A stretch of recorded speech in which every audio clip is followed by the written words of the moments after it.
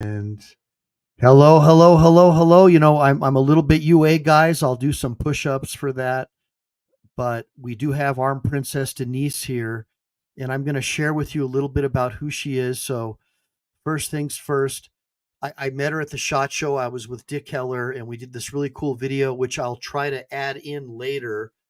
But right now, I'm just going to really quick just show you. I've got a I've got some screen sharing that I want to do with you guys, and we are gonna, well, trying to do some screen sharing. I'm still a little bit not 100% here, but here we go. Here I go. I am gonna look at it, and that should do it. Okay, so there is your Yeah, there I am. Instagram. Okay. Okay, so that's the cool thing about when I edit these things, I can like knock out all that terrible footage of me trying to fumble around like a moron. But so this is your Instagram, Arm Princess, and I met you at the SHOT Show, Yep. and I was with Dick Heller, Yep. and we got to talking, and we were talking about like there's hardly any girls here, and the ones that are here are generally just young ones along for the ride, helping sell stuff, bikini girls or whatever. Not true gun girls. The bikini girls have their roles too. We don't Oh, criticize criticize any of the girls. I love them. Don't get I me love them wrong. too. I love But them too. but whenever I hear about a girl who also knows how to shoot and even teaches, that always sparks my interest. And so Yeah. I did some digging around, and I can see that like you're pretty legit. You've got a lot of stuff going on here. You're on these podcasts, and Yep. I you'd did want, that one. yeah, Yeah, yeah. We talked about domestic violence in that one. That one was centered mostly around domestic violence and the effect that it has, and getting out of it, and how it follows you around. yeah, and I totally know what you mean because as a lawyer, of course, I've done many temporary and permanent restraining order cases. Mm. And you hear so often that the woman was overpowered by the guy. Mm-hmm. And even if she's really great at martial arts, sometimes just the sheer athleticism of a larger guy. I mean, it'd be like me, even though I'm a pretty strong guy, I'm not the biggest guy. Yep. If I try to go up against like a Shaquille O'Neal, I'm Yeah. probably going to get my butt kicked. Yep. I mean, that's just being real. And women, as a general rule, they have a smaller frame. They have just a totally different makeup, than guys. And that firearm or that weapon can come in handy. And so you got to talking, and I wanted you to share your story with us as much as you want to. I Yeah. don't want to. I don't want Nope. you to share, but I Okay. but I wanted all of our viewers to hear what you have to say, and what sort of drove you into being a concealed carry person, and what ended up happening. Go ahead. So many years ago, I was in, and I say many years ago because that is pertinent to the story when domestic abuse wasn't talked about as much, and the laws, I think are a little bit better now. I don't know. I haven't dealt with them in a long time. But I was in an abusive relationship, and after many physical things, I, got my first restraining order, which he violated all the time. And the police just looked at me and was like, "Oh, sorry, not much we can do." And he'd go to jail for a night, and then they'd let him out the next day. And it became this cycle. And then he moved. So I live in an area of Massachusetts that's really close to the Rhode Island line. So he moved to right over the Rhode Island line. And then subsequent restraining orders, they actually wouldn't even serve him with because he was over the line. "Oh, we can't serve him. Sorry. If we catch him here in Massachusetts, we'll serve him." Well, the only reason you'd catch him in Massachusetts is because he was at my house kicking the hell out of me. So we went back and forth with that for a really long time. And there became a point in time where I just kept taking him back because it was easier. It was easier to take him back and try to keep him happy for a couple of months than it was to have him break in my door in the middle of the night. Um, And I think I told you this. One of the times I was in court, and I can't even remember how many restraining orders it had been. We had been in front of the same judge multiple times, and I broke down crying. And the judge looked at me and from the bench said, "Quit crying. I'm tired of your whining." And yeah, yeah, Wow. yep, That's yep. crazy. Yep, yep. Older man. And I had been in front of him multiple times. And he had seen the restraining orders get dropped multiple times. And I think, I'm not defending him in any way, shape, or form, but I'm sure he was frustrated that he kept seeing the same two people in front of him over and over and over again. And Yes. just told me to quit crying. And he was tired of my whining. Um, and it just kept escalating from there and getting worse and worse. And finally I got away. I did finally get away, but for many years my life was riddled with things on my car, things on my front step, mysteriously running into his family members everywhere I went. There they were. um and I had grown up shooting. I had grown up shooting with my dad, and I had gotten away from it for years. And then my dad got my kids into it. So I kind of got back into it. Next thing I know, I was doing ladies' nights at my gun club with some of the girls. There was another instructor there who kind of said to me, like, "Look, you know what you're doing. You've been doing this for years. Why don't you help me teach?" And she did. Yeah. And I did. And then I got the first woman that came through our ladies' night. Um, that said to me she was there because she herself was in a domestic violence situation and she wanted to learn to protect herself. And we had this moment. And, I just, for the first time, and I said, wow, God, why did I stop doing this? So I picked my gun back up. I got my license. I started buying guns, became a certified instructor.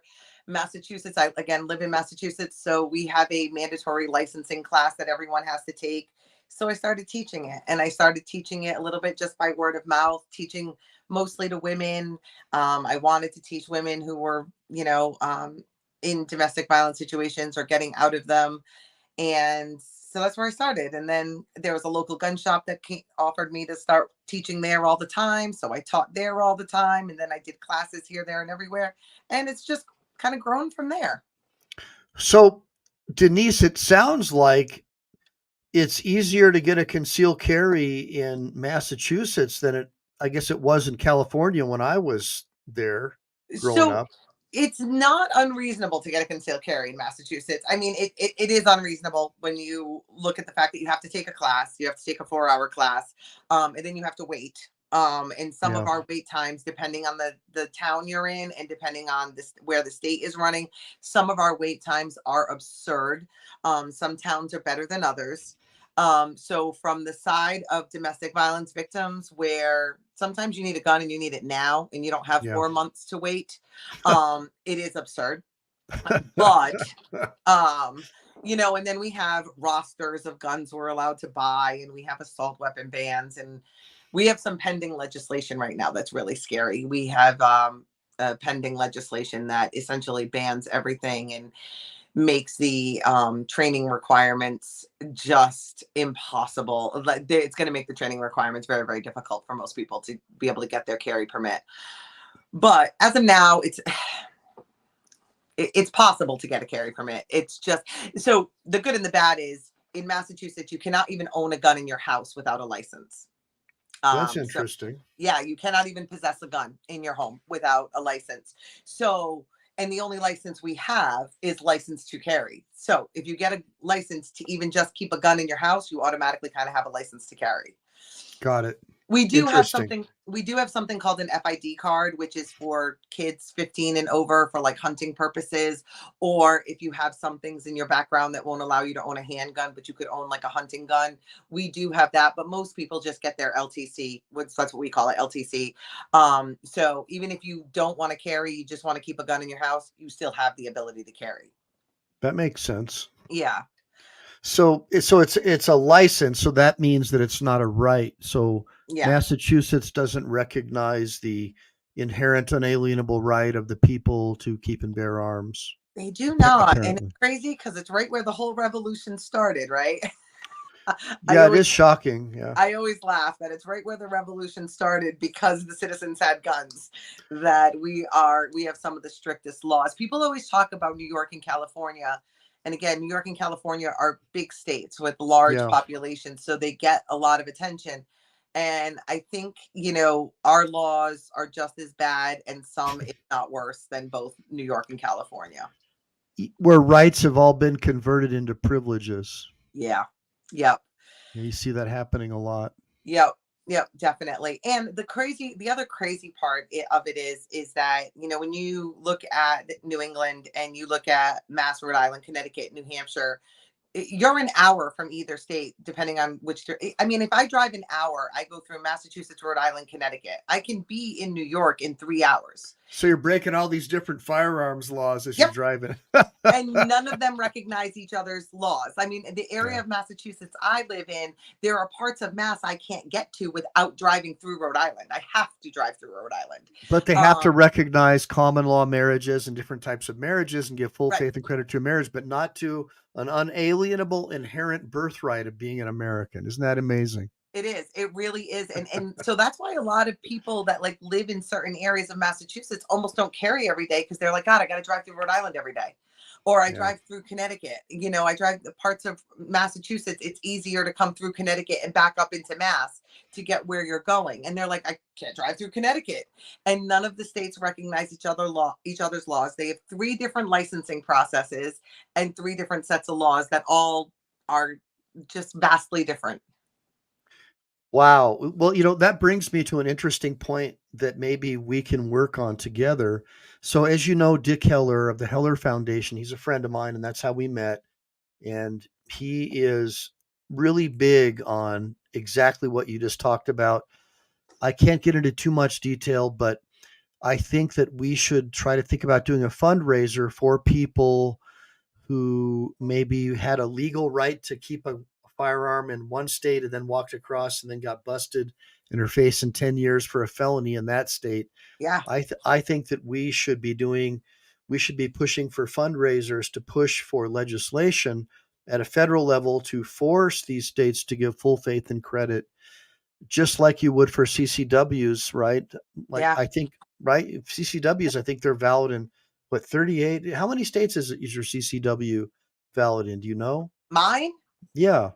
The typical Um, general CCW, they're valid in several states, aren't they? so my LTC is valid only in the states that only recognize like home state permits. So Massachusetts will not recognize any other state's permit. Oh, So okay. as far as I know, there are no other states that formally recognize Massachusetts as either, Okay. because they don't have Okay. that reciprocation.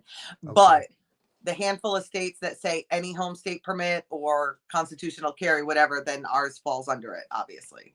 Yeah. So a buddy of mine, I think his is valid in like 38 or 39 states or something. Does he And have like the Utah? I'm not really sure. That's why I was I asking have you. the I Utah.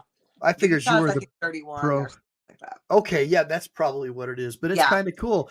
And it makes sense, because you're an American first, and this is a federal right. Yep. And just like the 14th Amendment would be, just like the First Amendment would be as part of that, it's an unalienable inherent right.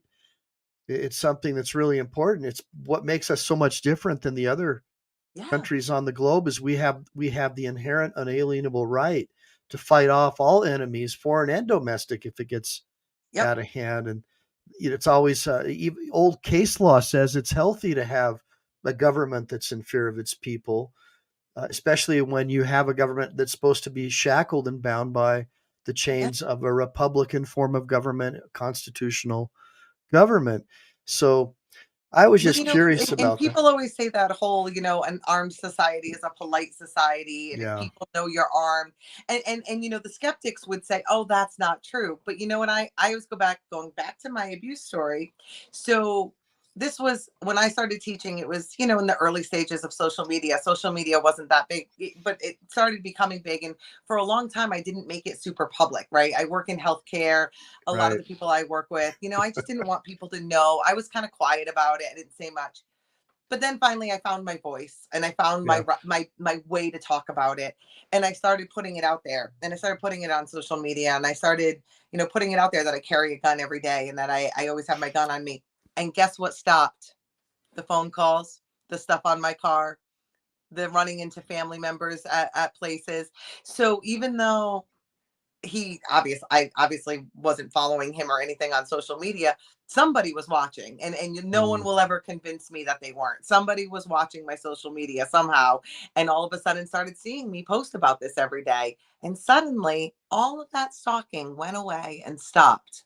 So you'll never convince me that people knowing or having the idea that you have a gun on you doesn't deter them from doing things. Well, that makes sense. Gun-free zones are where most crimes are committed. Yep. So when a criminal knows that they're going to be able to have free reign, yeah, less Yeah. crime. Yeah. I mean, more crime in that area, yeah. Yeah. Yeah. So you're attributing the fact that just that the word was out that you were able to protect yourself, that is what you attribute your ability to be free today of this Mhm. harassment. Yeah. Well, that's amazing. Wow. Yeah, and actually referencing back to when I said that pending legislation we have, one of the first bills that was part of that pending legislation, they've made amendments to it now, but one of the first writings of it actually banned carry everywhere unless you had permission.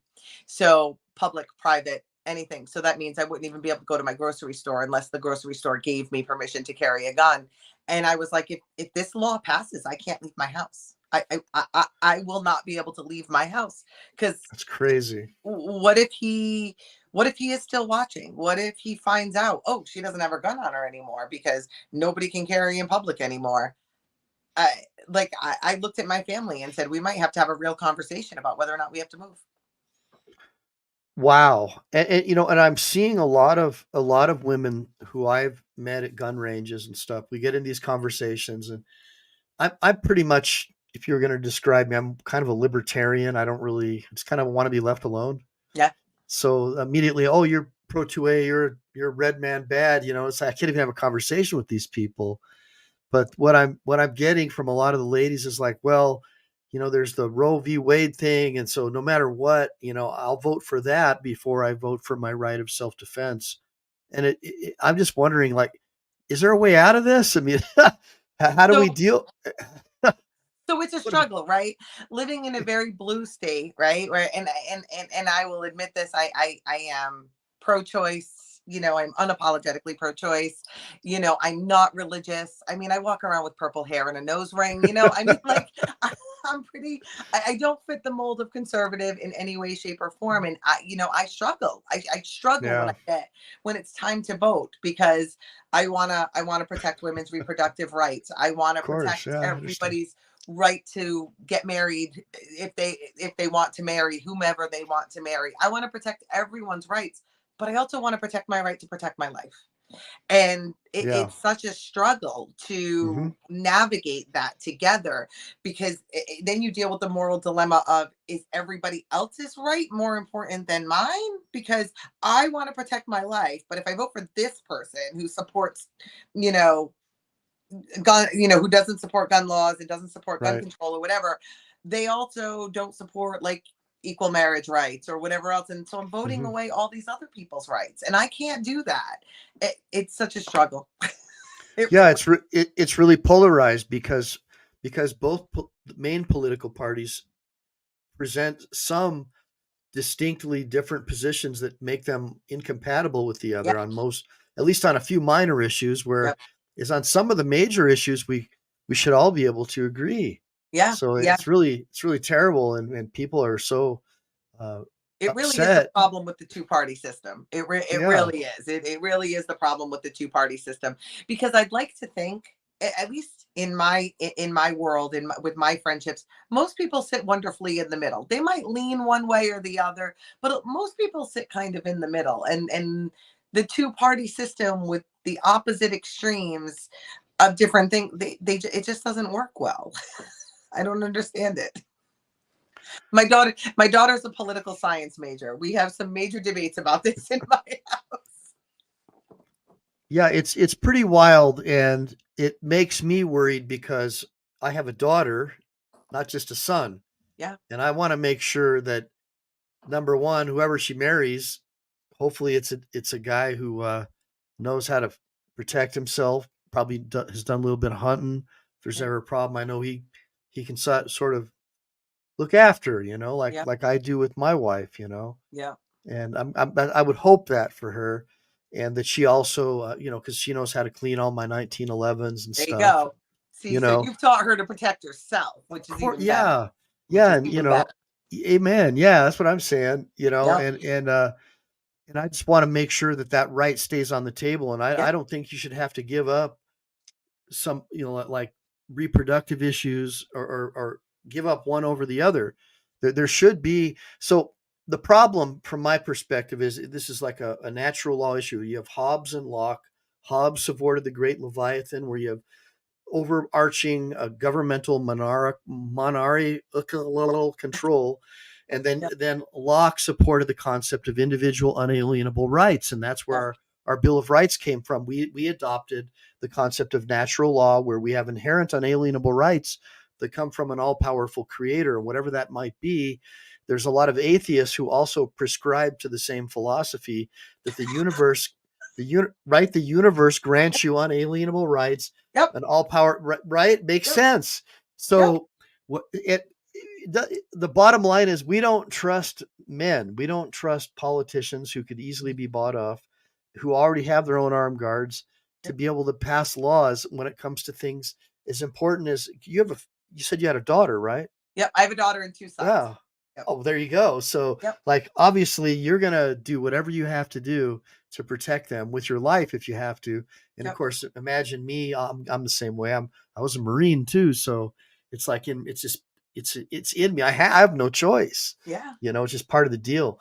Yep. So it's just so what I'm saying is, it seems to me that the right of self-defense and being able to take care of your family and stuff, that shouldn't there shouldn't be this political thing. Oh, it's weapons of war, all this stuff. It's just, people need to do some research and get educated. An AR-15 is just a semi-automatic rifle that looks kind of scary because the news media has made it out to be. Right. So can we at least agree on that much, Right. Denise? Right. All right. Absolutely. 1,000%. 1,000%. I have this, the amount of times I have to describe this to people. And like I said, people at work or whatever, who will say the same thing. Like, I'm okay with guns. It's just those assault weapons. And I'm like, okay, listen, we're going to have a little education here. And, Yeah. and I'll explain it to them, and they look at you dumbfounded, and they're like, really? And I'm like, uh-huh. And I actually have a little file folder on my phone with like little videos and little pictures that show you like a Ruger like Mini 14. Like, this is semi-automatic as well. This is the same thing. Now this one, same exact gun. It works. And they're like, really? No, well, wait, no. And I'm like, yeah, no, same thing. And then you show them the size, and I'm like, okay, this is a little 223 round, and this is a 30-06 round.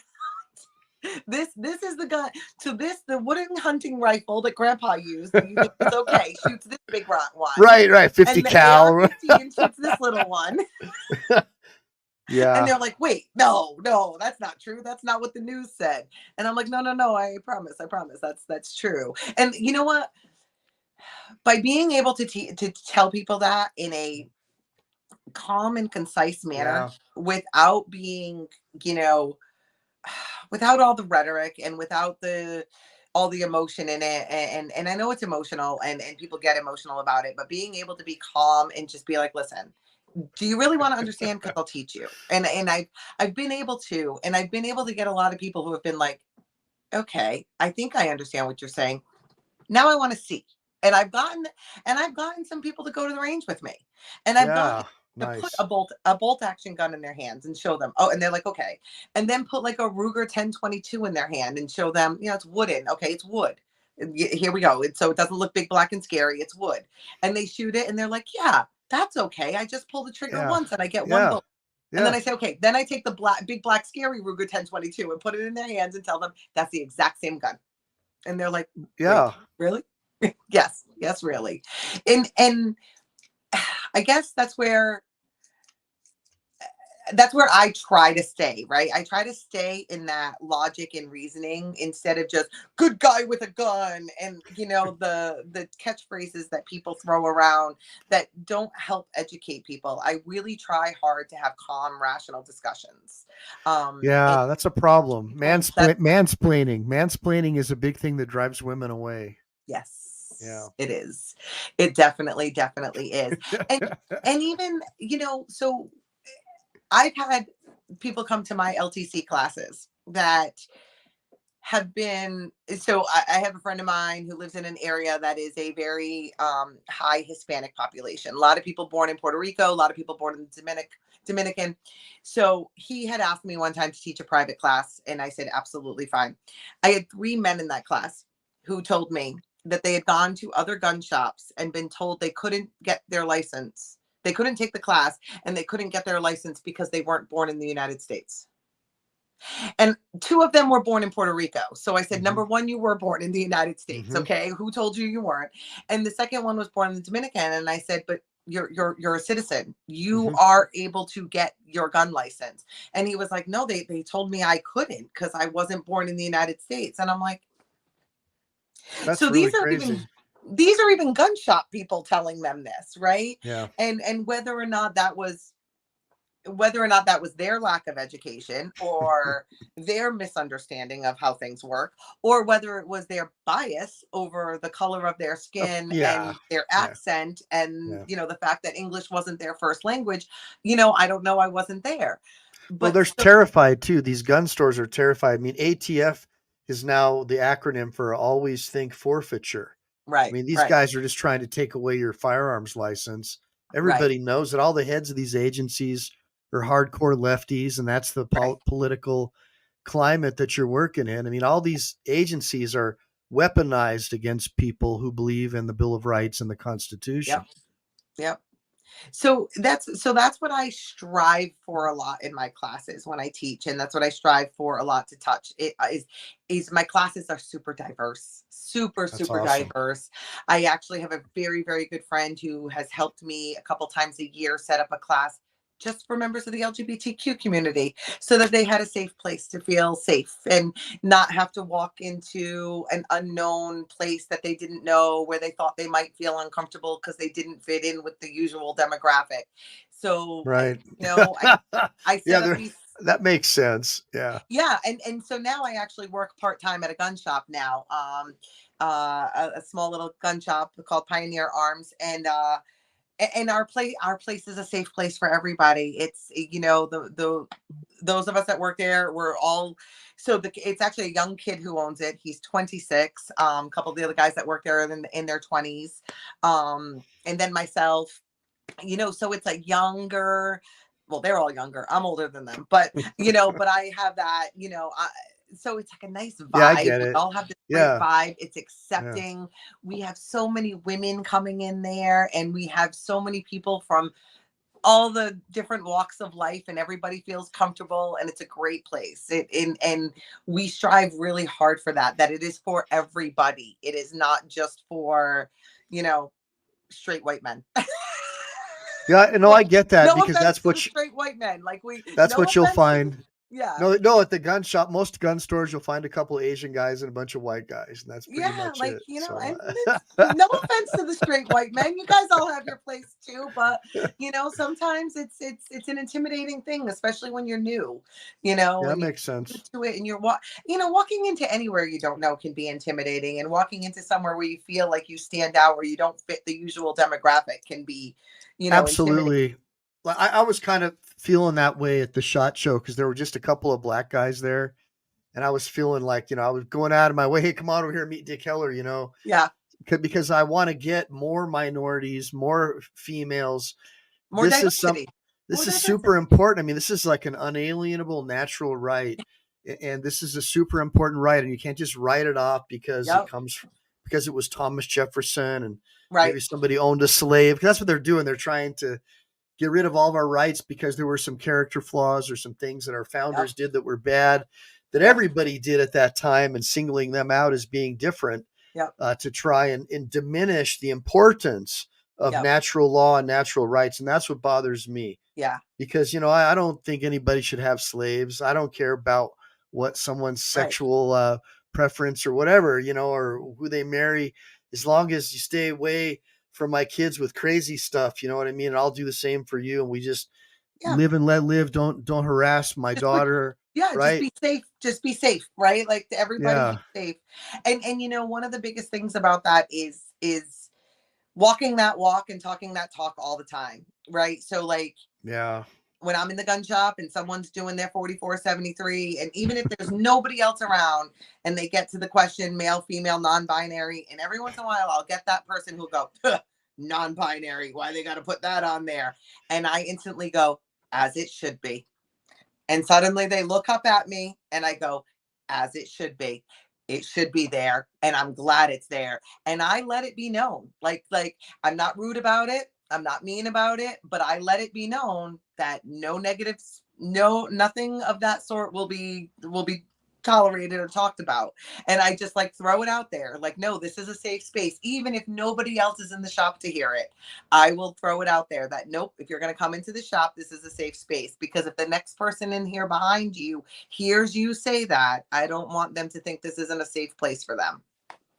Yeah, well, I think it's pretty interesting, because you're definitely appealing to a market that I think the gun industry doesn't even think they have a chance at. And I disagree. I think that everybody knows somebody who's experienced abuse Yep. or something. And I don't think everybody has to even have a gun. Like, I'm not saying everybody needs to go and get themselves a 380 auto or whatever. Right. You could be a baton, something, Pepper spray. Pepper whatever. spray. But it's just like, man, we should be going out of our way to teach people like safety and Yep. have like support groups. Yeah, and you're right. We're not worried about someone's sexuality or whatever. We're just here because we this is a really important right that everybody should care about. Hey, it looks like Alan's joining in. This is really cool. Oh, All right. yay. Hey, Alan, I got you here live. So this is Hey, how you Denise. doing? Hey, it's nice to meet you, Denise. Hi, Alan. It's nice to meet you too. So really quick, so Alan, I met Denise at the SHOT Show, and she's really cool. She teaches a firearms class. She has a son and a daughter. Two She's sons. two one sons daughter. and a daughter, a victim of domestic abuse, and she helps out at a gun store that supports diversity. So they're trying to appeal to an audience that we don't think we have, like the LGBTQ community and other parts of the gun world that I think a lot of people think that is anti-Second Amendment. And so I think it's really important that we have her come on and dispel people of that notion. And then obviously, Alan is, in my estimation, Denise, the premier Second Amendment rights attorney on the West Coast. And he has been leading the way. He just won a baton case. I think it went up on appeal. And anyways, he's in Hawaii and California. But Alan, go ahead and tell us a little bit about yourself, as much as you think you need to tell us. And Denise, feel free to ask any questions, and I'll let you two get acquainted with each other. Well, yeah, my name's Alan Beck. I'm based out of San Diego, but I litigate quite a bit, both in District of Columbia and Hawaii, as well as California. And I've got other cases around the country. I've been practicing Second Amendment law for about 12, 13 years now.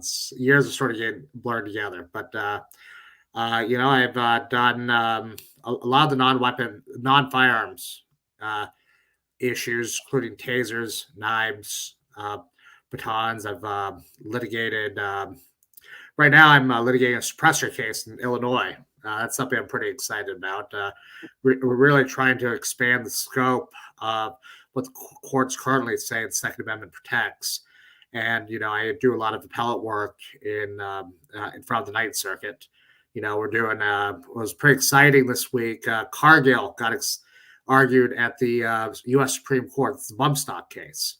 Yeah. And, it's, so I've got a bump stock case myself. We lost the race to the U.S. Supreme Court, but we're still hoping we'll get our case ruled on immediately after Cargill, because we're at the D.C.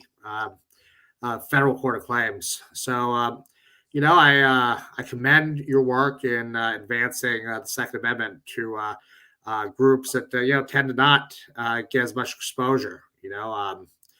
I have a friend, Amanda Suffolk, that has an organization that maybe I'll introduce you to. That I'd love that.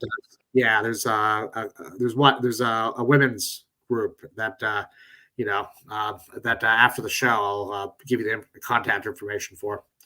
Now, how did you get into Second Amendment law or Second Amendment advocacy, Denise? So, like I said, I was a domestic abuse survivor 20 something years ago. Dealt with the court system not helping me at all of those things. And then I had grown up shooting with my dad, and then but I had gotten out of it. And then my dad kind of got my kids involved. I got back involved, started shooting at my gun club. We had like a little ladies' night kind of thing. I started shooting there, and the instructor kind of took me under her wing a little bit and was like, why don't you teach? You're really good at it. And so I kind of started helping her out. And then I had that first woman come through who was getting out of a domestic violence situation herself and wanted to learn to protect herself. And I realized, like, wow, this is what I kind of want to help other women. And I was telling Michael before that I, had been very quiet about the fact that I was carrying a gun. I didn't want people to know. I was kind of embarrassed. And then it was, social media. This was years ago. So social media at its infancy. And then I started posting it on social media. And all of a sudden there were signs of like still stalking going on, even all those years later. And all of a sudden, as soon as I started posting it online and stuff, all that stopped. Suddenly, all the weird phone calls stopped. All the weird things on my car stopped. And I realized that, yeah, if I can protect myself and like, look at that. Somebody doesn't want to come back and bother me anymore. So then I kind of started teaching mostly just to women. And then it just kind of spiraled from there. Started teaching more and more classes and I'm in Massachusetts. So, hello, equally as bad laws as California, but we get forgotten about way over here on the East Coast. So fighting from behind enemy lines and trying to show people that, the gun world isn't just all, the ultra conservatives and whatnot. And so like, I started teaching classes, and from some word of mouth, I had, friends who had me teach a couple of classes for just members of the LGBTQ community. I had a couple people who hosted some classes for some members of like people who were all born in Puerto Rico and Dominican, and English was their second language, and they had been turned away at other gun shops that they couldn't get their gun license. So I did these classes for them. So my little following became very diverse and very expansive. So now I work part-time at a gun shop, and I was just telling Michael that we're a very inclusive space and a very safe space for everybody, and everybody who comes in is welcome, and we make everybody feel at home, and we don't make anybody feel out of place. Hey, why don't you give a shout out to your shop so our viewers know where you guys are at? It is Pioneer Arms LLC. It is in Whitensville, Massachusetts. And our owner, Nate, is amazing. It is an amazing little shop, and we have such a great little family. In fact, we were all out today shooting Sporting Clays together on our day off. Well, shoot me all the contact info when we get offline, and I'll put it in the description too for people. I will definitely. Go ahead, Alan. Yeah, it's Com2A is a Second Amendment group out there. They do a lot of great work. Yep. There was a case out there I always found interesting, based upon just how the interplay of laws work in New Hampshire, Massachusetts. There was a couple guys that had been caught with a joint back in the 70s and 80s, and the way Massachusetts law works is if you get caught with a small amount of marijuana over there, you get automatically expunged after your probation's over. So 6 months later, the charge doesn't exist anymore. The problem was New Hampshire, if you get caught with a joint, you get caught with a small bag of pot, I mean, it just stays on your record because it's not a big deal over there. It's a small ticket. Mm-hmm. So people were moving to Massachusetts and finding out they were banned for life for owning guns because they'd gotten caught with literally a joint. Yep. And so Com2A came in. That was one of the few lawsuits that was successful. Yep. In after Heller. So yep. I always applaud them. It was a Clinton appointee judge too that wrote the first. It was a series of cases. A DUI in Massachusetts also, a DUI post, I think it's 91 or 92, 93, whatever. A DUI will also ban you for life in Massachusetts. And it, not making light of DUIs in any way, shape, or form, but Massachusetts lowered the possible TAC. sentencing. Yes. So they lowered it. And so even a first time DUI offense, even if you never served a day in jail and just had your license suspended, will ban you for life for owning a gun. So I see a lot of people who are in their 30s and 40s now, who had one DUI when they were 21 or 22, never saw a day in court. And a lot of them pled guilty because their lawyer told them to. Their lawyer said, listen, it's nothing, just plead guilty. You're going to get your license suspended for 60 or 90 days, and then you're going to get your license back. It's no big deal. And now they're finding out they can never own a gun.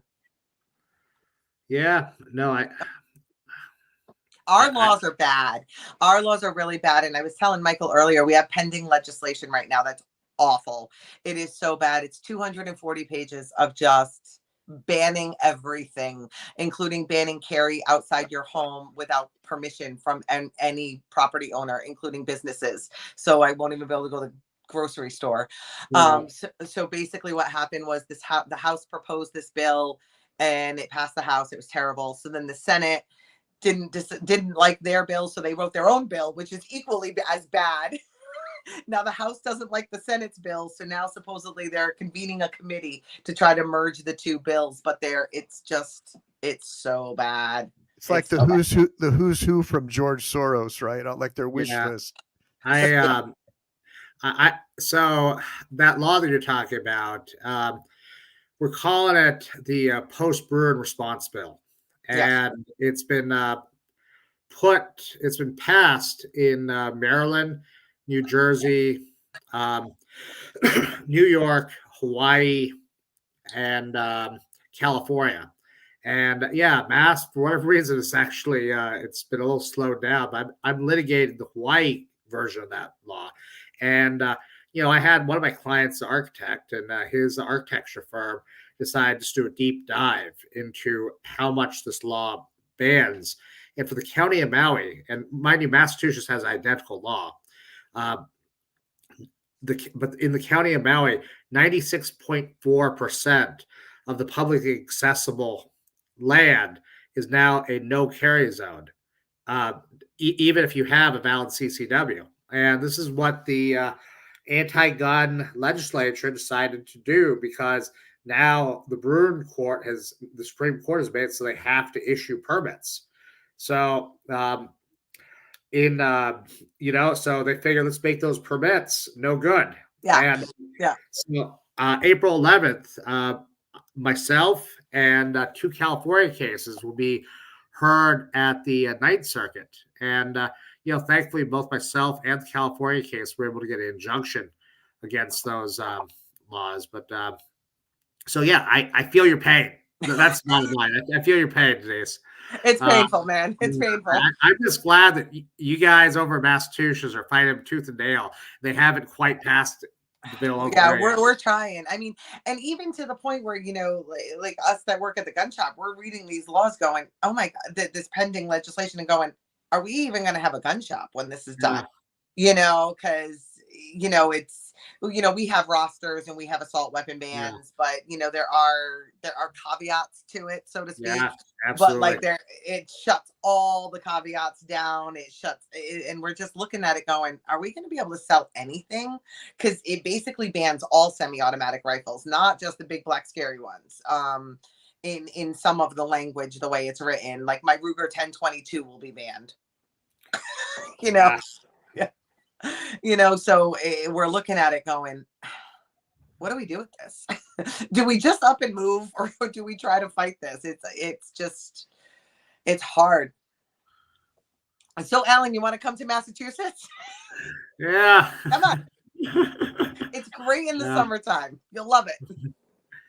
I grew up watching all those Irish mob movies. So I've been the two things I know is those Boston mob movies from like the 80s and 90s, and my rejection letter from Harvard Law.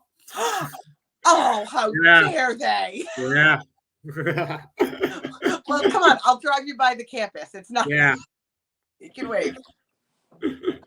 Oh my Well, goodness. hey, well, Alan, I know Alan and I are not licensed in Massachusetts, but Alan, can't you pro hawk in and I do a could. case out Yeah. there? If there's the right case, I could find a local attorney to work with. Yeah, it's And so part of, and I don't understand it all.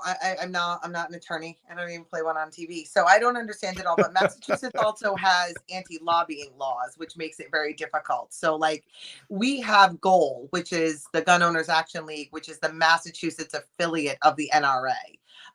Like we have our own version of the NRA because from how I understand it, because of our anti-lobbying laws, like the NRA itself cannot do things, and then so it restricts some of the larger gun groups from being able to do things, which is why we have Com2A and Goal and whatnot. So but even them, like even Goal sometimes, like they just issued a statement about this whole pending legislation, and part of the statement was there's so much in this that there's no way it could be tackled in one lawsuit because it literally addresses like 140 different laws, so there's no way you can address it in one lawsuit.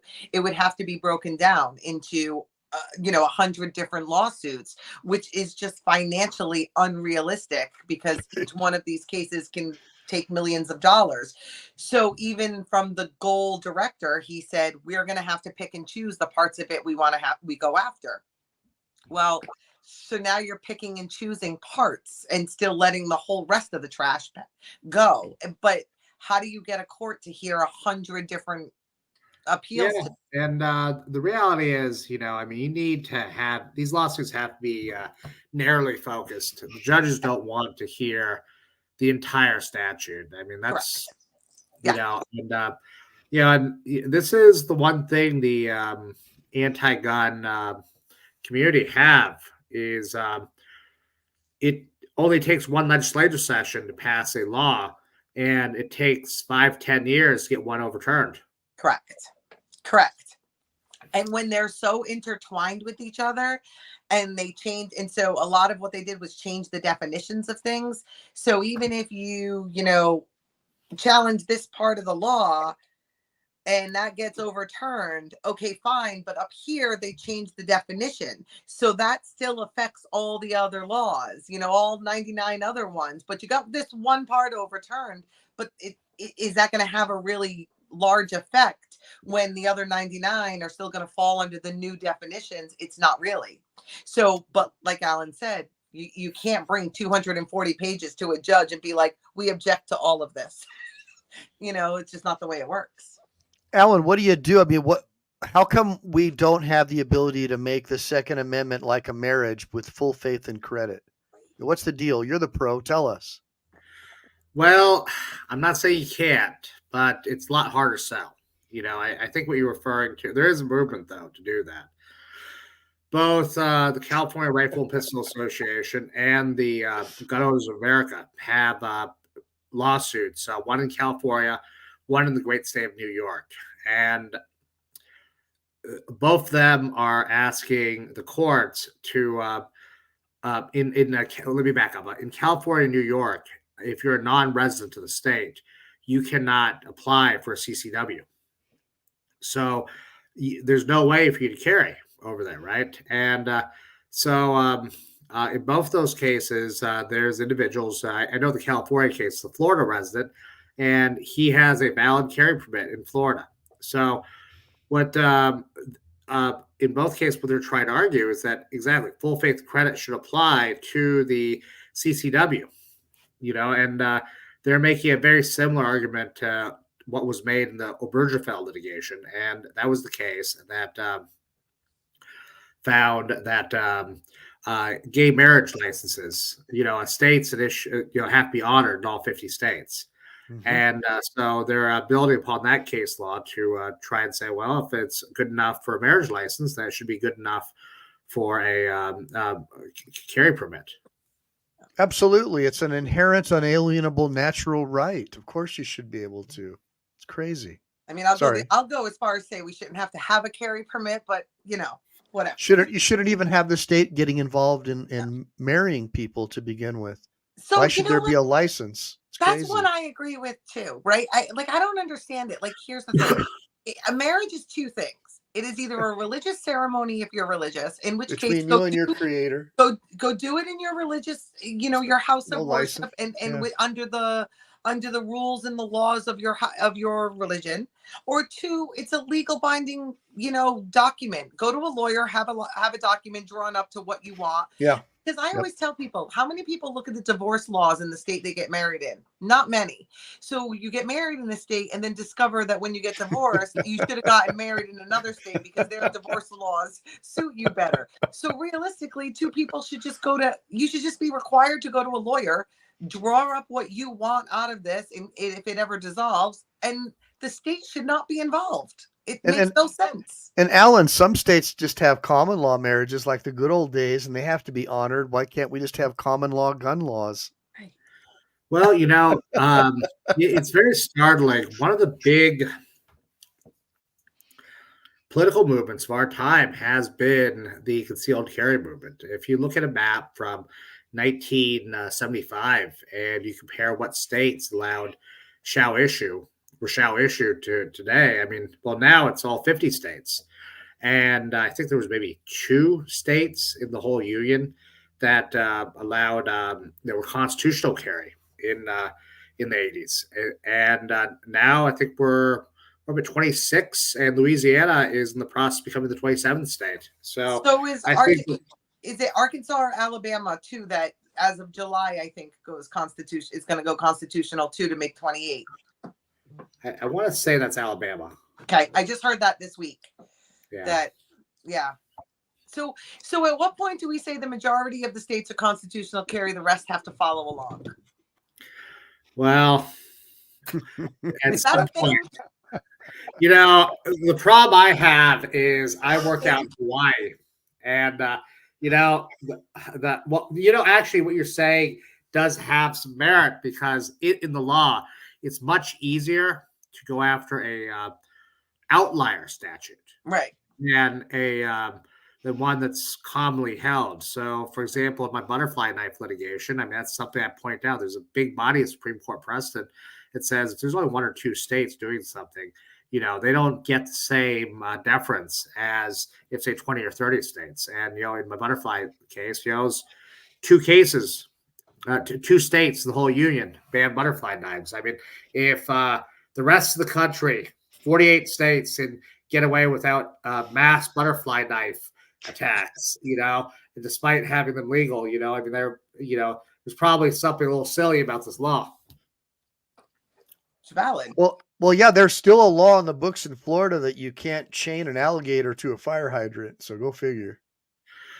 Well, I will give Florida a little bit of deference. I have a buddy of mine that moved down there for law school, and let me tell you, my first time down in Florida, I was just shocked because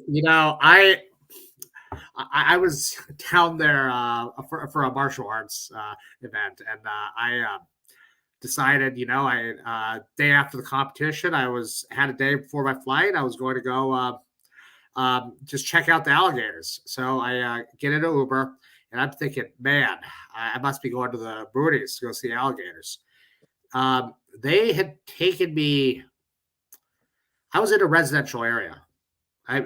Where I had to go pick up, where I met the boat was a residential area, and there were alligators. I thought they were going to be taking me. It was 5 minutes away. I was in the boat less than 5 minutes, and they're showing the alligators, and I could see children playing at the,